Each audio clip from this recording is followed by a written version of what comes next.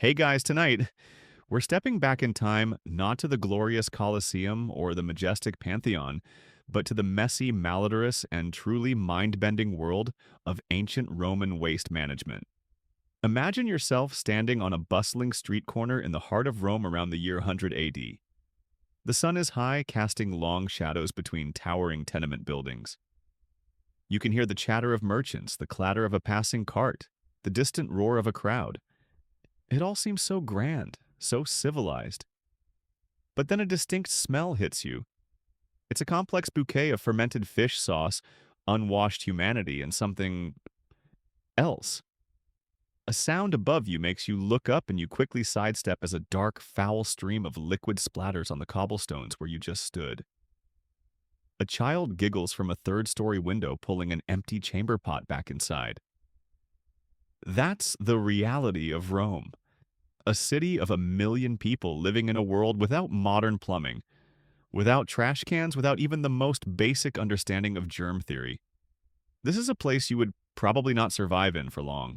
So before you get comfortable, take a moment to like the video and subscribe, but only if you genuinely enjoy what I do here. And if you're listening from somewhere right now, maybe in a warm bed with a fresh pillow, take a second to let me know where you are and what time it is for you in the comments. I always love to see how far these stories travel. Now dim the lights, maybe turn on a fan for that soft background hum, and let's ease into tonight's journey together. You're walking through a narrow, winding alley, the kind that modern history documentaries gloss over. The grand avenues of the city are a facade, a thin veneer of order. Down here in the shadows between buildings is where the real Rome exists. The cobblestones are slick with a perpetually damp, greasy film. It's a mix of rainwater, spilled wine, and something far more sinister. Your sandals squish slightly with each step, and you're trying not to think about what you might be stepping in. You see a man selling bread from a small cart. His hands, which you can now see are caked with dirt, are expertly shaping the dough. You notice that just a few feet away, a small channel of what looks like gray, soapy water is snaking its way down the middle of the alley, carrying with it a few wilted vegetables and a suspicious-looking clump of something dark. The Roman street was not just a place to walk, it was an open-air sewer, a dumping ground, a communal compost heap, where everything from kitchen scraps to human excrement found its final smelly resting place. This wasn't just a matter of poor hygiene, it was a deeply ingrained part of daily life. The streets of Rome were truly a chaotic sensory assault. The smell of the city was said to be so potent that travelers knew they were approaching Rome long before they saw its famous walls. You'd pass by a butcher's shop, its floor awash in blood and animal guts, and the remains would just be swept out into the street. Next to it, a small workshop where a tanner is soaking animal hides in vats of foul liquid. And yes, ancient tanners often used urine for its ammonia content to cure leather. You try to hold your breath, but a gust of wind brings the pungent smell of both a tannery and what you can only assume is a nearby full-scale latrine, and you're forced to accept the world you've stepped into. It's an interesting thought experiment to consider if you could even survive a week here without being overwhelmed. The sheer density of people, the lack of modern conveniences, and the communal nature of filth would be a brutal adjustment. It's one thing to hear about it in a textbook, but another entirely to picture yourself there trying to navigate a city that is constantly, unapologetically, and fundamentally dirty. One of the most fascinating but also disgusting details about Roman life is the role of the streets themselves in waste disposal. Imagine you're at home in your small one-room apartment, or insula. You need to dispose of your kitchen waste, maybe some spoiled food or a few leftover bones. What do? You don't have a trash can. You simply toss it out the window. This was a completely common practice. There were laws about it, sure, but they were rarely enforced, and a person who was hit by falling garbage or liquid could sue for damages. The fact that they had to make a law for this tells you everything you need to know about the scale of the problem. Your neighbors on the floor above you are probably doing the same thing. So you're trying to walk down the street, and not only do you have to watch out for what's on the ground, you also have to constantly be on the lookout for what might be falling from the sky. It's a kind of urban warfare against filth. This brings us to a little-known, but truly disgusting fact about Roman life, the urina. Yes, that's Latin for urine. But it wasn't just a bodily fluid, it was a commodity. In ancient Rome, urine was collected from public urinals and people would even pay a small fee to use them. It was then sold to fullers who were basically laundrymen. Fullers would use the ammonia in the urine to clean and bleach clothing. They would trample the clothing in large vats of urine and water, a practice that sounds as delightful as it was. The clothes would come out clean, but you can only imagine the lingering scent. This commercialization of human waste demonstrates a truly unique, if gross, form of recycling. It highlights how the Romans, while advanced in many ways, were still living in a world where every single byproduct had a potential use, no matter how unhygienic that use might seem to us today. This is where a subtle but important detail becomes clear. The Romans had a very different relationship with cleanliness than we do. We see waste as something to be immediately and completely removed. The Romans saw it as an unavoidable and sometimes even useful part of their urban ecosystem.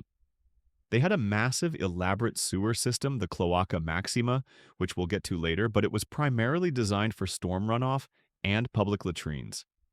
It didn't connect to private homes in any widespread way, so that chamber pot from the beginning of our story, its contents were often just poured directly into the street where the elements and animals would hopefully deal with it. The question of why they didn't just connect every home to the sewer system is a point of academic debate. Historians still debate whether the Romans' failure to extend the Cloaca Maxima to private dwellings was a result of technological limitations, cost, or simply a lack of societal priority. It seems unfathomable to us now, but for a Roman citizen, the inconvenience of dealing with one's own waste was simply the cost of living in a crowded, bustling metropolis. This communal approach to messiness was both a practical necessity and a cultural norm. So let's go back to our street-level view. You're navigating this world of filth. You see a stray dog gnawing on a discarded fish head. Rats scurry into the shadows as you approach. The air is thick with flies. This is the reality behind the marble temples and glorious statues. The average Roman citizen, even a wealthy one, was constantly surrounded by the detritus of daily life. The elegant toga you see in statues would, in reality, have a grimy hem from dragging on the street. The beautiful Roman roads were a nightmare to keep clean. And yet, this was the world they lived in. This was normal. It's easy to judge them from our modern perspective, sitting in our climate-controlled homes with flushing toilets and municipal waste services. But the Romans were working with the tools they had. They were brilliant engineers, but their understanding of disease and sanitation was fundamentally different. They understood that water needed to flow, but they didn't understand the microscopic life that thrived in stagnant pools. They built magnificent baths where people would socialize and get cleaned. But the water in those baths was often shared by dozens, if not hundreds of people, creating its own set of problems. The urban landscape itself was a character in this story, a breathing, festering organism. The street vendors, the pedestrians, the animals, and the waste were all part of a single interconnected system. You might buy some delicious roasted nuts from a vendor whose cart is parked right next to a small stream of waste. It was a world of stark contrasts, magnificent achievements in architecture, and engineering existing side by side with a casual acceptance of unsanitary conditions that would make us sick with a single thought. The next time you hear about the wonders of ancient Rome, take a moment to imagine the smells. The squelch of your sandals on a questionable surface. The constant vigilance required to avoid being hit by something falling from a window. This wasn't just a historical footnote, it was the everyday reality for millions of people. It's a profound thought that a society capable of building wonders that have lasted millennia was also a society that just threw its trash out the window. It's a sobering reminder that for all of our progress, the basic struggle with our own biological byproducts is as old as civilization itself. The Romans may have had the Colosseum and the Forum, but they also had to deal with the inevitable and frankly disturbing consequences of living together in such close quarters. You've made it through the streets dodging falling chamber pot contents and holding your breath past the worst of the smells. Now your bladder is beginning to protest. You look around and see a sign pointing toward the public latrines of Eureka in the Roman world. You feel a wave of relief, but that relief is quickly replaced by a sense of deep, profound unease. You step inside a large, cavernous room, the walls adorned with surprisingly elegant mosaics. But it's what's in the middle of the room that truly grabs your attention. Running along the perimeter are long stone or marble benches, each with a keyhole-shaped hole carved into it. There are no stalls, no partitions, no sense of privacy whatsoever. You see a dozen men and a few women sitting side by side chatting, laughing and conducting their business in full view of one another. The air is warm and heavy, but not with the overwhelming stench you might expect. A constant trickle of water is audible from a small channel running at your feet. This is the Roman public bathroom, and for a modern person, the sheer lack of personal space is a shocking cultural adjustment. This is where you realize just how different the Roman world was. The latrine wasn't a place of quiet solitude, it was a social club. A place to catch up on the latest gossip, to arrange a business deal, or to simply pass the time. Imagine sitting down next to a senator, a baker, and a soldier, all of you engaged in the same basic biological act. The sound of water running at your feet is a nice touch, but you can't help but notice that there's no clear indication of what it's for. Some people are dipping a stick with a sponge on the end into it. You try to look casual, but you're a bundle of nerves. This is the great equalizer of Roman society, where everyone from the lowliest slave to the richest patrician performed the same function in plain sight. The lack of privacy was a deliberate choice, reflecting a society that was far more communal than our own. People were used to living in close quarters in the city, sharing small spaces and rarely being alone. The public latrine was just an extension of this reality. You can almost hear the soft murmur of conversations, the clatter of a small stick as it's put back in the water, and the rustle of a toga. It's a strangely soothing atmosphere once you get over the initial shock. But then you notice something else.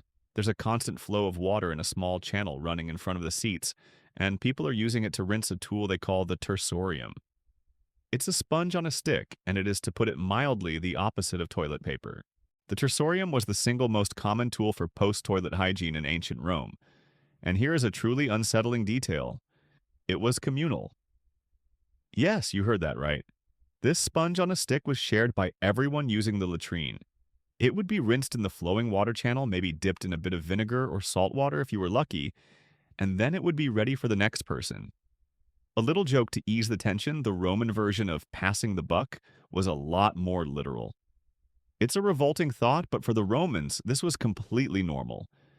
The idea of using a one-time use piece of paper for the same function would have seemed frivolous and wasteful.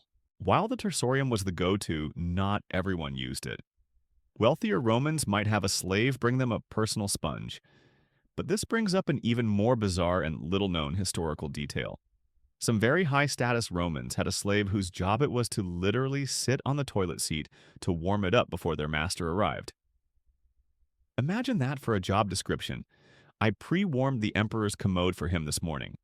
It's a perfect example of the extremes of Roman society, where unimaginable luxury and truly disgusting realities lived side by side. This is where the academics come in. Historians still debate whether the water channels in public latrines were primarily for rinsing the tersorium or for flushing away waste from the floor. Some scholars believe the water was simply to keep the floor clean, while others argue that its primary purpose was to provide a rinsing station for the communal sponge. Either way, the hygiene standards were by our measure non-existent, but to a Roman the system made perfect sense. It was a functional, if disgusting, solution to a major urban problem. The constant flow of water helped keep the worst of the odors at bay, and the communal sponge was simply part of the deal. You might be thinking, what about private bathrooms? Well, those were a luxury reserved for the very wealthy.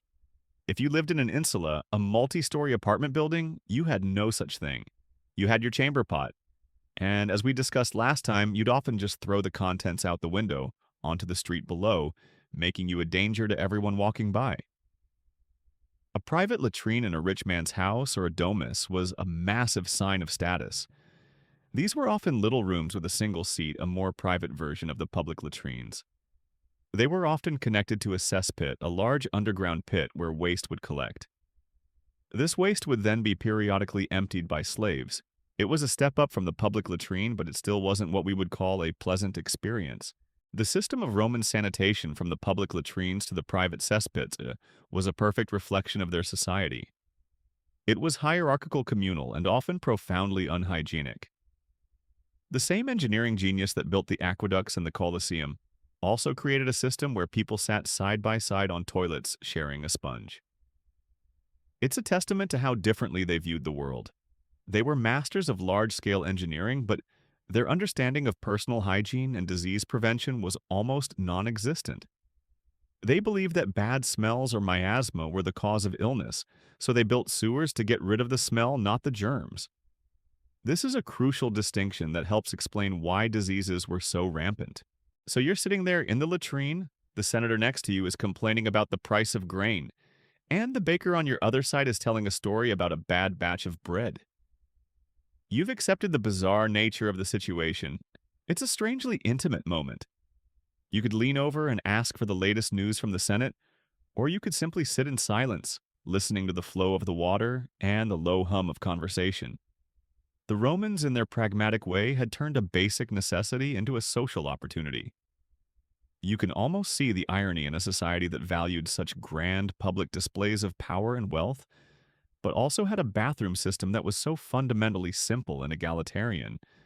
And in a strange way, it's a refreshing thought.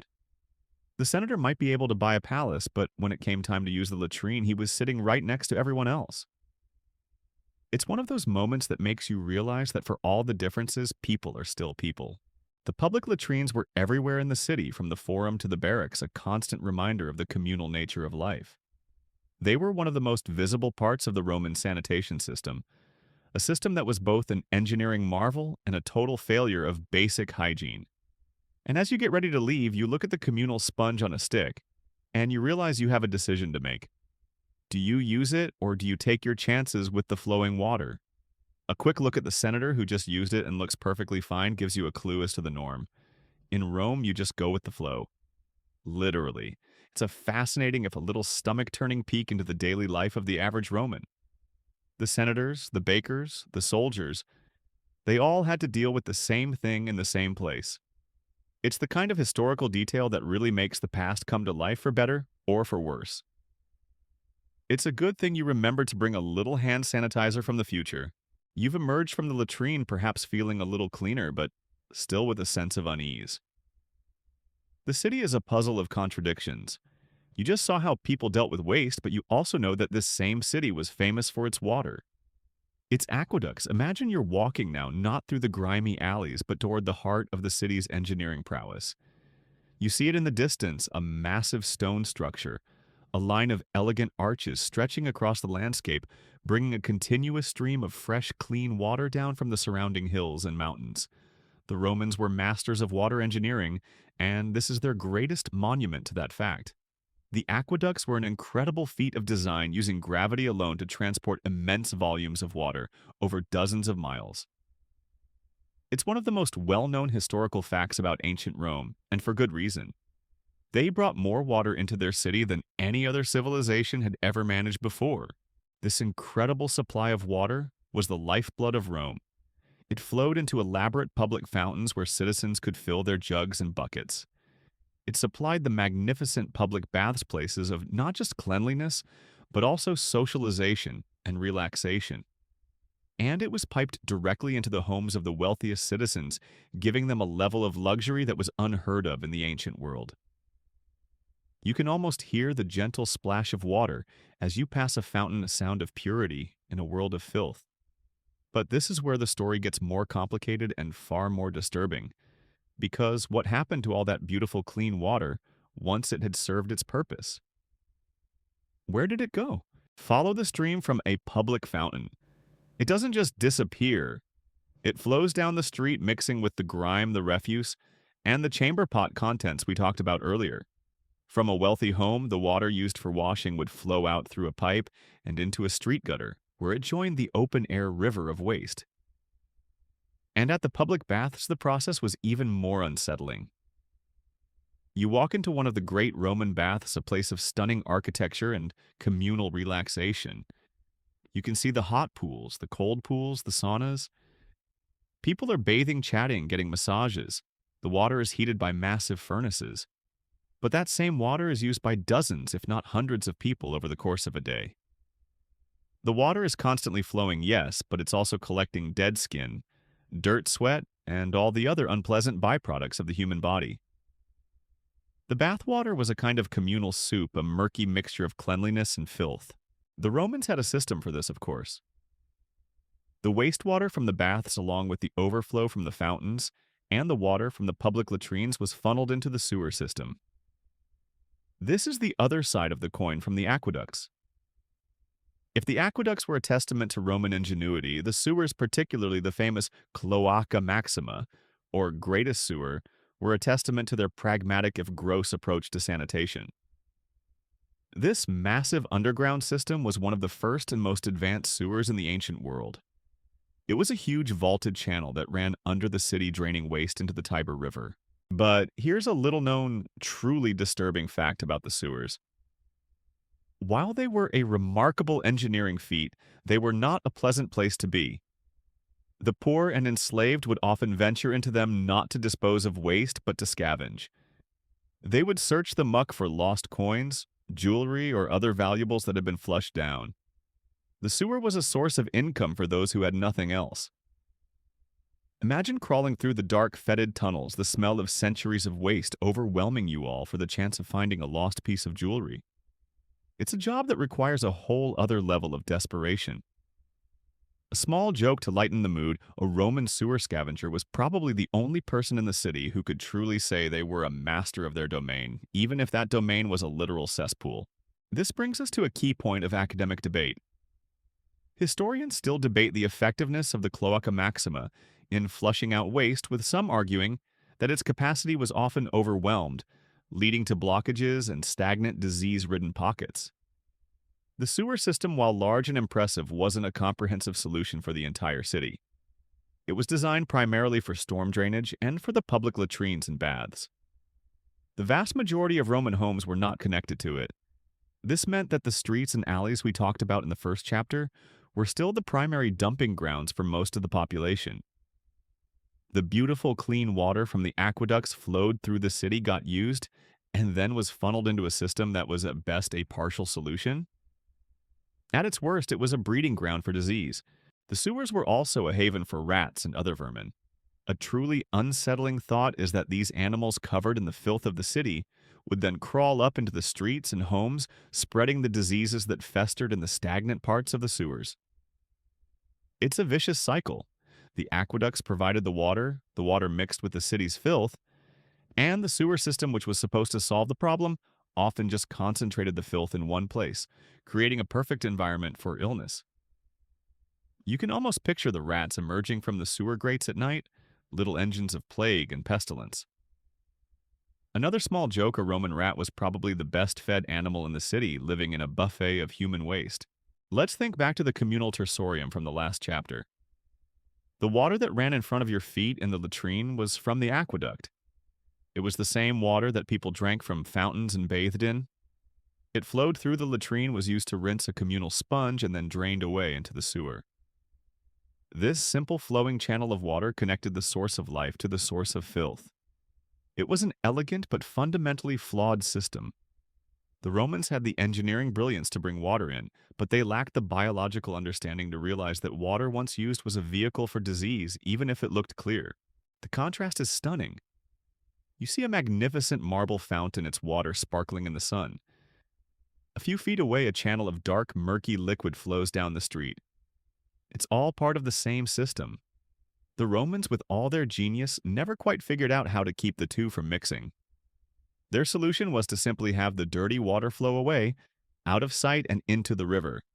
But as we know from our modern understanding of hygiene, out of sight is not out of mind. The polluted river in turn would affect everyone downstream. You find yourself standing on a bridge over the Tiber, watching the murky brown water flow past. You can see the mouths of the sewer channels spewing their contents into the river. This is the end of the line for Rome's waste. It's a humbling sight. All the human activity, all the grand history, all the daily struggles of a million people, all of it ends up here, flowing out to the sea. The aqueducts were the city's triumph, but the sewers were a constant reminder of its grimy reality. The two systems were in a kind of perpetual battle, one bringing cleanliness, the other. a breeding ground for disease. It's a testament to the fact that you can have all the engineering genius in the world, but without a fundamental understanding of how to manage waste, you're always fighting an uphill battle against your own filth. We've talked about the city's waste and the great systems of water and sewers, but let's shrink our focus now. Let's get more personal. You've been navigating the public and civic spaces of Rome, but what about the most private space of all your own body? How did a Roman get clean in a world without soap, shampoo, or even a simple toothbrush? This is where the daily rituals of hygiene become truly bizarre and, for a modern person, a little disturbing. You're standing in the palestra of a Roman bath, a large courtyard where people would exercise before their bath. You're watching as men and women cover themselves in oil, not for a massage, but for the start of their daily cleaning routine. This is the most common historical fact about Roman hygiene. Instead of soap, they used oil to loosen dirt and sweat. After a workout or a day of work, you'd cover your body in a high-quality olive oil. The oil would trap the grime and dead skin. Then you'd take a tool called a strigil, a long curved bronze blade, and scrape it all off. Imagine a long, smooth motion, scraping the oil sweat and dirt from your arms, your legs, your chest. It's an oddly satisfying thought, but also a strangely visceral one. A small joke to yourself, it's like a reverse car wash, but for your skin. The strigil was often used by a slave, but a wealthy person might do it themselves. The floor of the bathhouse would be covered in these little piles of dirty oil and scraped off gunk, which would then be cleaned up. This was the Roman way of showering, and it was a public and social affair. But the body is more than just skin. What about the rest of you? Let's talk about oral hygiene. Today we have a whole aisle of products dedicated to keeping our mouths clean, but the Romans had a much more natural approach. They didn't have toothpaste. Instead, they would use a variety of abrasive powders to clean their teeth. This is where it gets truly unsettling. Some of these powders were made from crushed bones and charcoal, which would have an obvious cleaning effect but would also wear down your tooth enamel over time. But there's a lesser-known fact about their dental hygiene that is truly cringeworthy. The Romans would use a concoction of human urine and water as a mouthwash. Yes, you heard that right. The ammonia in urine was believed to have a whitening and cleaning effect. So the same substance that the fullers used to clean clothes was also used to clean mouths. It's an excellent example of the Roman mindset that saw every byproduct as a potential resource. A little thought to ease the tension when a Roman told you to freshen your breath. You might have a very different reaction than you do today. This brings us to a major point of academic debate. Historians still debate whether Roman bathing was a matter of hygienic necessity or a primarily social ritual given the limited effectiveness of their cleaning methods. While the use of a strigil and oil certainly removed surface dirt, it did little to combat germs or truly deep clean the body. The communal bathhouses with their shared lukewarm water could have been breeding grounds for disease. The fact that the same water was used by many people and that some of the cleaning methods were questionable suggests that the social aspect, the chance to exercise, to gossip, to see and be seen, was just as important, if not more so, than the pursuit of true cleanliness. The baths were a place of ritual and community, not just a place to get clean in our modern sense of the word. Let's not forget about hair. The Romans were very particular about their appearance. They didn't have razors like ours, but they did remove body hair, particularly from the face and legs. The most common method was to use a volsum, a pair of bronze tweezers, to pluck out individual hairs. This sounds painful and tedious, and it was. Another method was to use a thick paste made of pitch and resin applied hot to the skin. The paste would cool and harden, and then you would rip it off, taking the hair with it. It's basically ancient Roman waxing. Another small joke, it makes you appreciate your modern razor, doesn't it? This desire to be hairless, along with the use of the strigil and the bizarre dental care, highlights the Roman obsession with a certain kind of bodily aesthetic, even if the methods were gross and painful. We've already talked about the communal tersorium from a couple of chapters ago. That shared sponge on a stick, rinsed in the flowing water of the latrine, is a perfect microcosm of the Roman approach to hygiene. Everything was communal. The public baths were shared. The latrines were shared. The very acts of cleaning and disposing of waste were public and collective. This is a profound contrast to our modern world, where so much of our hygiene is private and individual. Even their clothes weren't spared from the bizarre. Remember the Faulones who used urine to clean clothes? The fact that a wealthy person would send their fine toga to a professional cleaner who would literally trample it in a vat of human urine tells you everything you need to know about the Roman mindset. It was a utilitarian approach. The clothes came out clean and the source of the cleaning agent was an afterthought. Another lighthearted thought: you could always tell a well-dressed Roman by the faint distinctive aroma of fermented urine.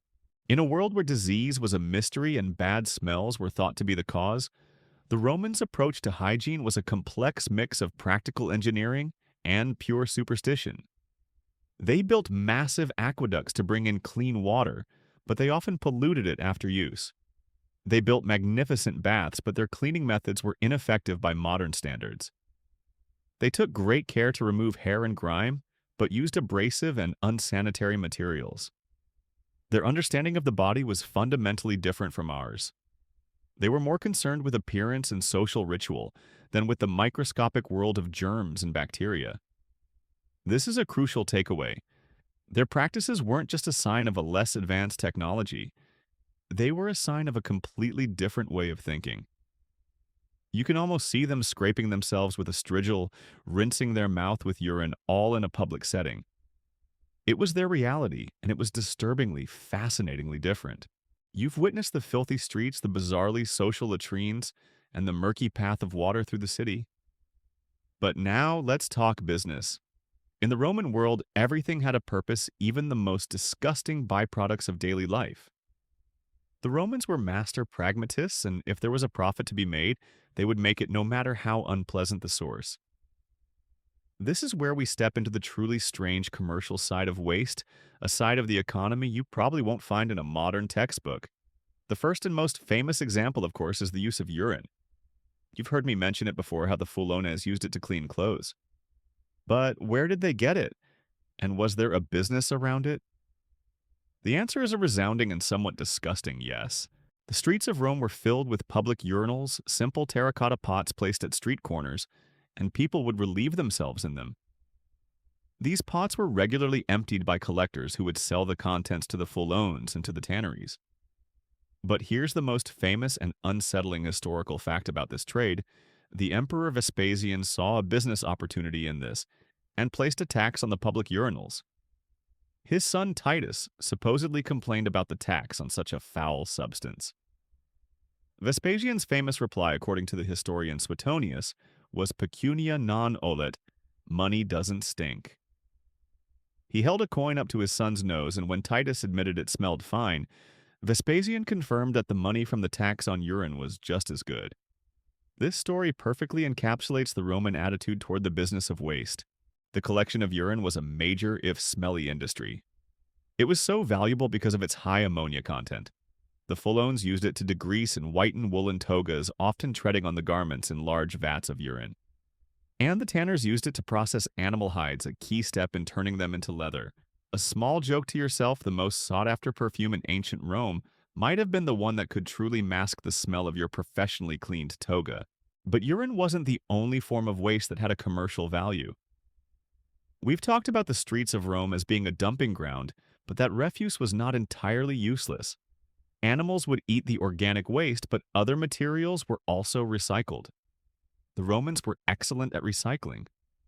Broken pottery or testa was ground up and used as an additive in mortar to make it more waterproof. Glass was melted down and reformed. Even old metal scraps were melted and reused. Nothing was truly wasted if it could be repurposed. This is a fascinating aspect of their economy, driven by necessity and the lack of a modern disposable culture. Now for a truly gross but very little-known historical fact. The tanners had another valuable commodity for their work dog feces.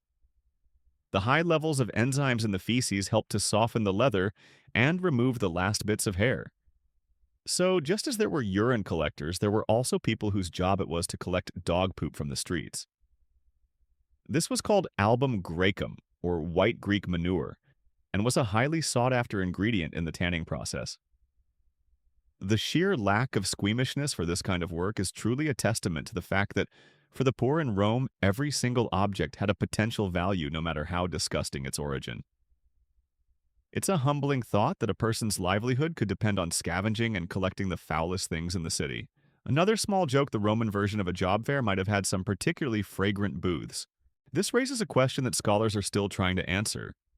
Historians still debate the true economic impact of the waste trade, with some sources suggesting it was a significant industry, while others claim it was a relatively small part of the overall economy. While the urine tax was a thing and we know that materials were recycled, it's hard to tell how much of a percentage of the total Roman economy was made up by these foul-smelling industries. It's likely that it was a significant source of income for the urban poor, but perhaps just a minor footnote in the grand scale of the Roman Empire's wealth, which came from conquest, trade, and taxation. The sheer volume of human and animal waste produced in a city of over 1 million people meant there was an endless supply of raw materials for these industries. Think back to the streets we talked about in the first chapter, the ones slick with a perpetual film of grime. That film was a kind of resource waiting to be harvested. The people who did this work were on the lowest rungs of society, but their labor was essential to the more glamorous trades like those of the leather workers and the cloth merchants. The Romans had a very different relationship with commerce and work. There was no shame in doing a dirty job if it was necessary and profitable. The emperor himself was willing to tax a substance that most people would flee from. This mindset is a crucial part of understanding their world. They didn't have our modern sense of privacy or sanitation, but they also didn't have our modern sense of disgust. They were a pragmatic people, and in a world where nothing went to waste, even waste itself had value. A final joke for this chapter: a Roman entrepreneur probably had a much easier time finding a business partner who didn't mind getting their hands or their feet dirty. This commercialization of waste is one of the most fascinating aspects of Roman life. It shows us a society that was so well-oiled and so efficient that it could find a use for literally everything. It's a sobering thought that the elegance of a senator's toga and the strength of a soldier's leather sandals might have come from the most unappealing sources. The very fabric of Roman society was in some ways built on its own refuse.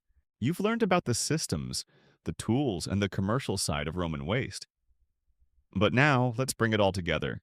Let's stand still for a moment, close your eyes, and just listen and smell the city. This is the part of the story that doesn't get told in the history books with their glorious pictures of temples and arches. This is the sensory reality of ancient Rome. This is a journey for your nose. You're in a narrow street crowded with people.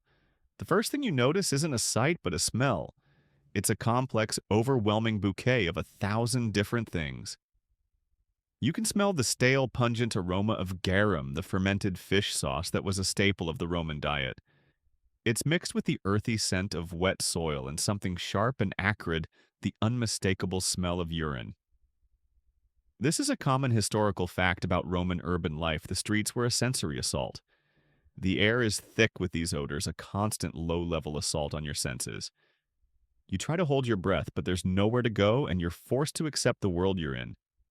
It's a city that smells alive, but not in a good way. The sounds of the street add to the experience. The clatter of wooden wheels on cobblestones, the shouts of merchants, the braying of donkeys pulling carts, and the endless chatter of 1 million people living in close quarters. But listen closer. You can hear a distinct sloshing sound as a cart passes, maybe carrying a barrel of wine, or maybe something less pleasant. You can hear the squish of a sandal in a puddle of something you don't want to identify. And if you're brave enough to look down, you can see the visible evidence of the city's waste. Piles of vegetable scraps, discarded animal bones, and dark, slick patches on the cobblestones. This is the street as a dumping ground, a place where everything ended up and where everything simply festered in the warm Roman sun. And what about the night? This is where the city becomes even more treacherous. Walking the streets of Rome after dark was a gamble. You had to worry about thieves and robbers, but you also had to worry about what might fall on you from above. As we talked about in the first chapter, the poor living in the insulae would simply toss their chamber pot contents out the window. It was a common and very dangerous occurrence. So you would walk with a constant sense of unease, your head on a swivel, listening for any telltale sounds from above. This is the kind of detail that makes you realize how brutal daily life could be. Another small joke, a Roman umbrella probably needed a whole lot more than just waterproof fabric. Now for a little known historical fact about the streets. While the city as a whole was filthy, the main thoroughfares were often kept relatively clean, at least during the day. Slaves and low-paid laborers would be hired to sweep the streets, gathering the garbage into piles. But where did they put the piles? They often just pushed them into the gutters or into a less trafficked side alley. So the waste wasn't truly gone, it was just moved out of sight. This out of sight, out of mind approach to waste management is a perfect microcosm of the Roman attitude. The appearance of order was more important than true cleanliness. It's a bit like a modern person tidying up for guests by just shoving everything into a closet. The problem is still there, it's just hidden. This brings us to a point of academic debate. Historians still debate the specific composition and long-term health effects of the Roman street filth, with some arguing that the mix of animal and human waste created a unique cocktail of pathogens. It wasn't just one type of waste, it was a complex mixture of everything. There was human waste from chamber pots, animal manure, from the thousands of horses and donkeys, industrial waste from tanneries and workshops, and organic waste from the markets. This combination of different kinds of waste would have been a perfect breeding ground for diseases. The Romans didn't understand germ theory, so they had no idea that the very ground they walked on was teeming with tiny organisms that could kill them. They believed the foul smells, the miasma, were the problem. So they built sewers to take away the smell, not the germs. Think back to the full-ons from the last chapter, the ones who used urine to clean clothes. The smell of their shops, which were a common sight in the city, would have been strong and pervasive, a constant part of the street's oral and olfactory landscape. This brings us back to the idea of the street as a culmination of all the city's problems. It was a place where public and private waste mingled, where industrial and personal byproducts became one big, disgusting, and fascinating mess. The Romans may have had the greatest engineering in the ancient world, but their day-to-day life was far from clean. And yet, despite it all, the city thrived. 1 million people lived and worked and loved in this environment. It was their normal. They were used to it. The resilience of the human spirit and the human nose is truly remarkable. A final joke for this chapter: a Roman citizen probably had no need for a fancy air freshener, since they had a constant, all-natural scent coming right from the street. The streets of Rome were not a pretty sight, and they were certainly not a pretty smell. But they were the heart of the city, a vibrant, messy, and unforgettable part of the Roman experience. You've stood in the streets of 1,000 stenches, and you've smelled the city's foul bouquet. But who, you might wonder, was actually responsible for this mess? Who collected the urine? Who swept the streets? Who cleaned the latrines? The answer is a grim and often unseen part of Roman history: the slaves and the urban poor. While the grand engineering of the aqueducts and the Cloaca Maxima was built by skilled laborers, the day-to-day work of managing the city's filth fell to those with the least power and the fewest options. This is the secret human story behind Rome's disturbing hygiene, a story of invisible labor and profound degradation. This is a common historical fact about Roman society: the most undesirable and grueling jobs were almost always performed by slaves, with the occasional poor free citizen taking on the work out of desperation. Let's descend into the darkness, away from the sunlight, and into the belly of the city. We're talking about the sewer cleaners, the Cloacae. Imagine yourself in their shoes, or lack thereof. You're in a dark, cramped tunnel, the air thick with the smell of centuries of waste. You're moving through ankle-deep sludge, a mix of human excrement, animal waste, and industrial runoff. Your only light is a small flickering oil lamp, and your only companions are the scurrying rats. This was a job that carried a profound risk of disease, and it was considered one of the lowest occupations in the city. The workers would have to remove blockages by hand, a task that required them to submerge themselves in the filth. A small joke to yourself, the term dirty job would have taken on a whole new meaning for these workers. But there were other equally unpleasant jobs. We've already talked about the business of waste, particularly the collection of human and animal manure.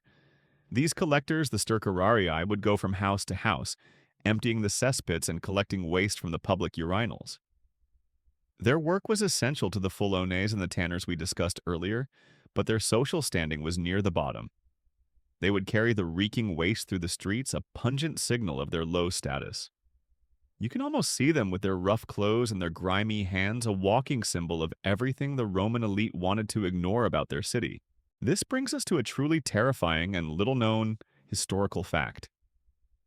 The sewers weren't just a place of disease and filth, they were also a place of mortal danger.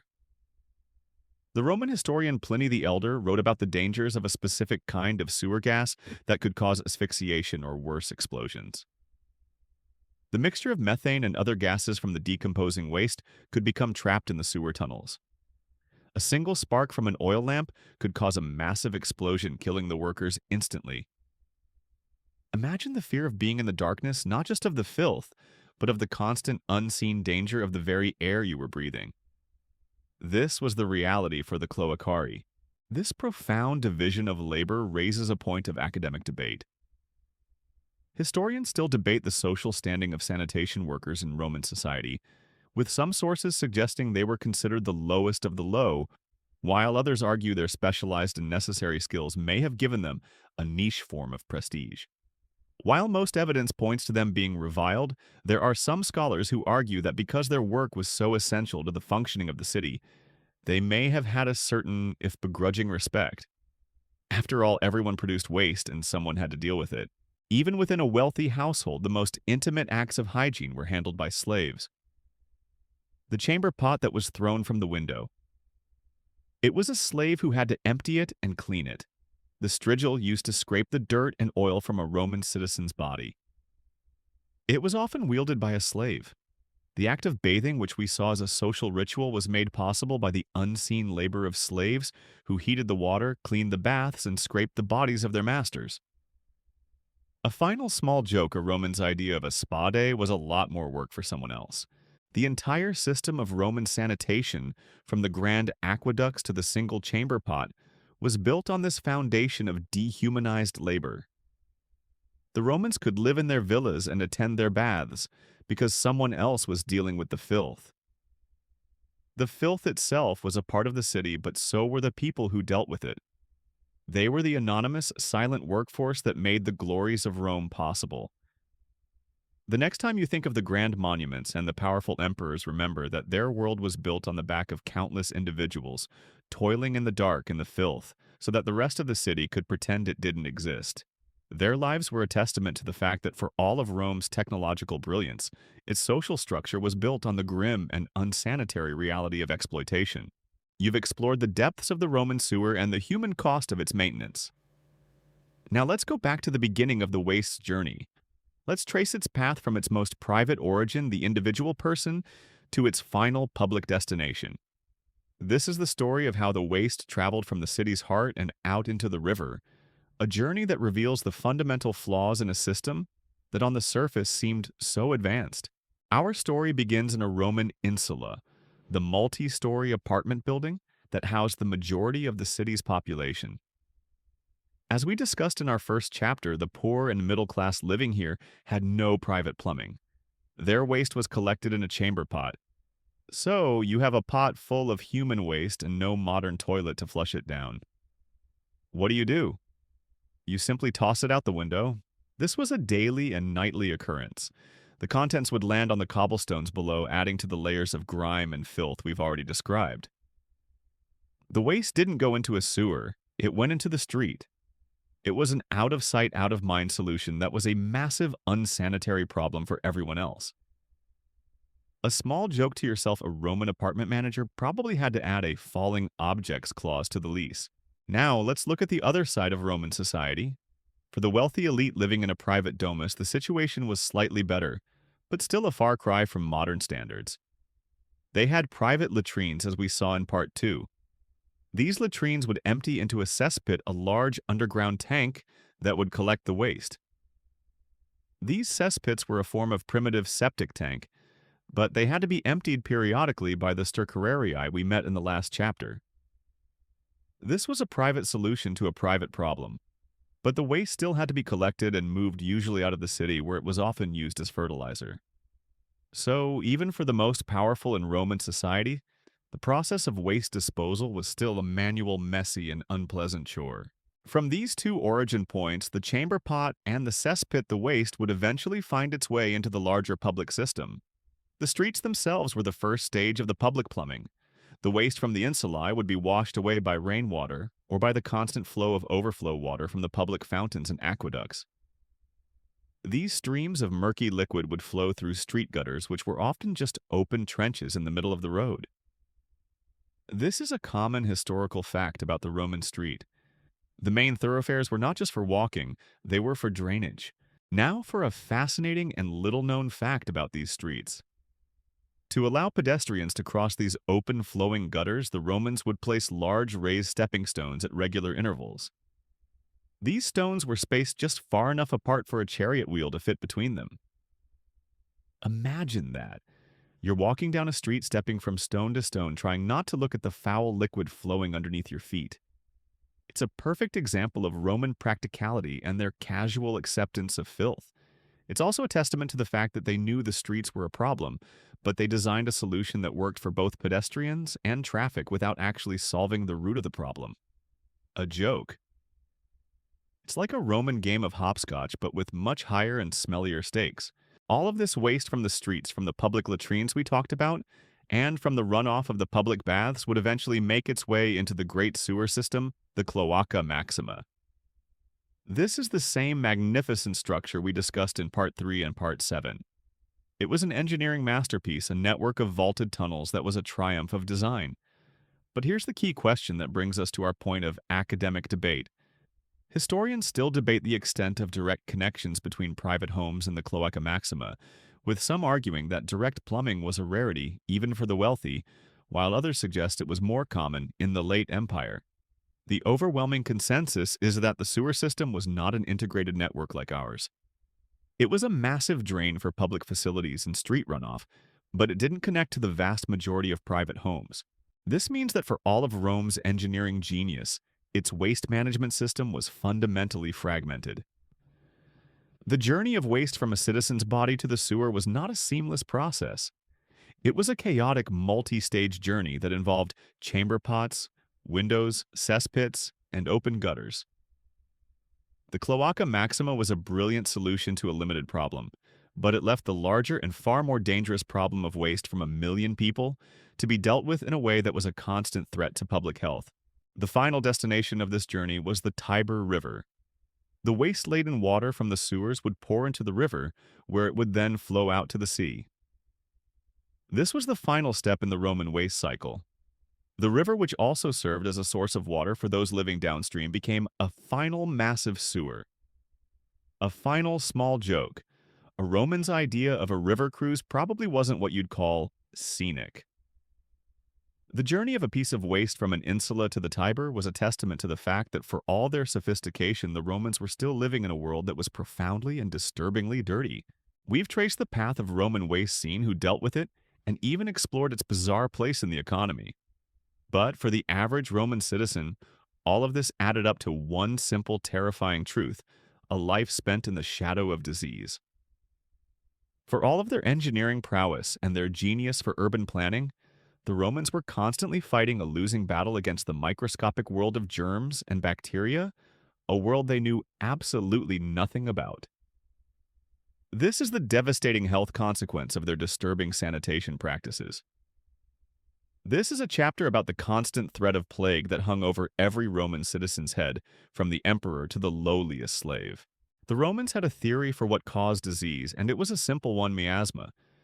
They believed that bad smells, the foul odors from stagnant water garbage, and open sewers were the direct cause of illness. This is a well-known historical fact. This belief system explains why they put so much effort into draining and flushing waste away with the sewers. They weren't trying to get rid of germs, they were trying to get rid of the smell. They thought that if the city smelled better, it would be healthier. This is the tragic irony of their situation.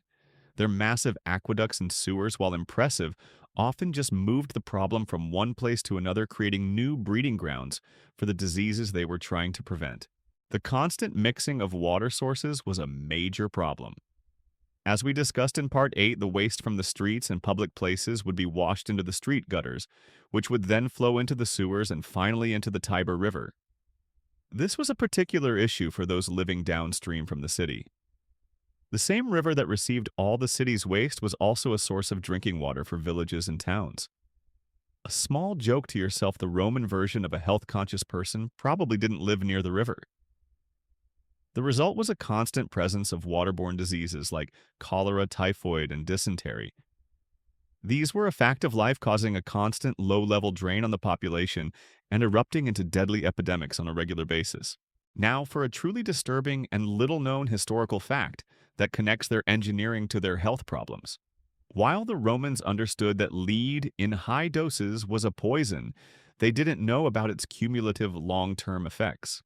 Archaeological evidence from Roman-era skeletons shows elevated levels of lead in their bones. This lead likely came from the lead pipes fistulae that were used to transport water to the homes of the wealthy. The very mark of status, having a private water supply, was also a slow, steady source of poisoning. It's a cruel irony that their most advanced plumbing technology was a source of illness, adding to the constant assault on their health from other more obvious sources. This brings us to a major point of academic debate.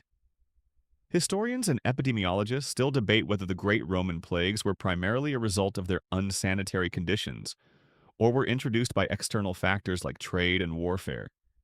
While the constant presence of unsanitary conditions made the city a ticking time bomb, the biggest plagues like the Antonine Plague were likely brought in by returning armies.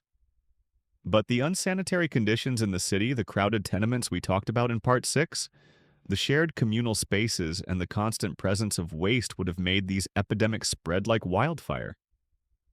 A small joke, a Roman doctor's best advice was probably just to stay home and hope for the best. The Romans were at the mercy of forces they couldn't see or understand. Think about the crowded public latrines we talked about in Part 2. The communal use of the tersorium, the shared water, and the sheer number of people in one small enclosed space would have made these places perfect for the transmission of all sorts of illnesses, both obvious and unseen. The same could be said of the public baths. While they were a place for physical cleanliness, the communal bathing with many people sharing the same water was likely a significant source of disease transmission. The very places they went to get clean were also places where they could get sick. The reality of this constant threat is a sobering thought. A Roman citizen probably knew someone who had died from a sudden fever or a mysterious stomach ailment. They would have seen their neighbors wasting away from a disease with no cure. They would have lived in a world where a trip to a public fountain could lead to sickness, and where a trip to the latrine could be a death sentence. The Roman world was a world of incredible triumphs, of grand architecture and military might, but it was also a world where the average person was constantly fighting a losing battle against their own environment. The final unsettling conclusion of all this is that the Romans were not just disturbed by their waste, they were also killed by it. Their lack of understanding of germ theory, their pragmatic but flawed engineering, and their casual acceptance of filth all combined to create a world where disease was a constant companion. For all their glory, the Roman Empire was built on a foundation of unsanitary conditions and a profound ignorance of public health. A final small joke, a Roman's idea of a good day was probably just one where they didn't get a new fever. We've come a long way tonight, from a chamber pot being tossed out a window to the grim reality of a city battling its own filth. We've seen the social latrines, the commercialization of urine, the unseen labor of slaves, and the constant threat of disease. It's a disturbing picture, one that is in stark contrast to the marble glories we so often associate with ancient Rome. But as our journey comes to an end, it's time to ask the final and most important question: did any of it matter? Did all of their engineering, their bizarre rituals, and their grim realities actually lead to anything better? The answer is a resounding yes. For all its horrors, the Roman approach to waste management laid the first and most crucial brick in the foundation of modern sanitation. While Rome fell and its sophisticated systems of sanitation were lost, the idea of large-scale urban infrastructure for waste disposal remained. The Roman aqueducts and the Cloaca Maxima were a blueprint, a proof of concept that a large population center could not survive without a means to bring in clean water and drain away its waste. This is a common historical fact. The Romans were pioneers in this field, and their example served as a model for later civilizations. When Europe entered the medieval period, much of this knowledge was forgotten. Cities became incredibly crowded and unsanitary. Waste was thrown into the streets, and diseases like the Black Death ran rampant. It was a step backward, a world that made ancient Rome look like a paradise of cleanliness by comparison. A small joke to yourself, a Roman from 100 AD would probably have been shocked by how little a medieval Londoner worried about sanitation. But the Roman legacy endured. When the Renaissance came and scholars and engineers began to rediscover the wisdom of the ancients, they looked at the Roman ruins with awe. The aqueducts, the baths, the great sewer systems, they were a testament to the idea that a city could and should have an organized system for dealing with its waste. The Roman model of plumbing and sanitation was not just a historical footnote. It was a ghost of a lost age, a reminder of what was possible. As cities began to grow again during the Industrial Revolution, the problems of sanitation became more pressing than ever, and engineers looked to the past for inspiration. This is where a truly amazing and little-known fact comes in the Cloaca Maxima: the greatest sewer is still in use today. In modern Rome, parts of the ancient sewer system still function, draining rainfall and waste into the Tiber River. It's a testament to the incredible durability of Roman engineering. The same structure that a cloacarius once toiled in is now a working part of a modern city. The Romans built to last, and in this case, their work has lasted for more than 2 millennia. This brings us to our point of academic debate. Historians still debate whether the Roman model of sanitation was a direct inspiration for modern systems, or simply a testament to the idea that urban living requires such infrastructure which was independently rediscovered. While we can't say for sure that the people who built the modern sewer systems in cities like London and New York were directly copying the Romans, we can say that they were working on the same problem and arriving at many of the same conclusions. The Romans showed the world that you could not have a large, thriving city without a system for managing its waste. They defined the problem even if they couldn't solve it completely. The journey of waste from a single body to the river was a story of a society grappling with a fundamental truth. They may not have understood germs, and their methods may have been disgusting, but they understood that waste had to go somewhere. They had the courage and the foresight to attempt to solve a problem that no other civilization had ever tried to tackle on such a scale. The Cloaca Maxima, for all its flaws and its dangers, was a massive, tangible step in the right direction. It was a commitment to the idea of a livable city, a place where people could not only survive but thrive. A final small joke for this chapter: a modern sewer worker probably has to thank a Roman engineer for putting them in a job that's just a little bit less dangerous. The Romans' legacy is not just in the beautiful ruins of their temples and forums. It's in every flush of a toilet, every clean glass of water from a tap, and every sewer line that runs beneath a city street. The path was long, and it was filled with filth, disease, and exploitation. But it was a path that had to be walked. The Romans, in their pragmatic and sometimes horrifying way, took the first steps. And for that, we owe them a debt of gratitude, even if we're glad we didn't have to live there to learn the lesson. The air in the room is still and quiet now. The sounds of the ancient city, the clatter of carts, the smell of garum, and the muffled sounds of life. They're all fading now. The images in your mind of the communal latrines and the brave men toiling in the dark are softening. The story is over, and the past is settling back into the stillness of history. You are here now in your own comfortable space, and the disturbing world of ancient Rome is far, far away. The night is quiet and calm, and the journey is at an end. Let yourself relax completely now and just listen to the silence. Feel the soft hum of the night, the peaceful stillness. Let all the images and thoughts from this story drift away, and let yourself just be.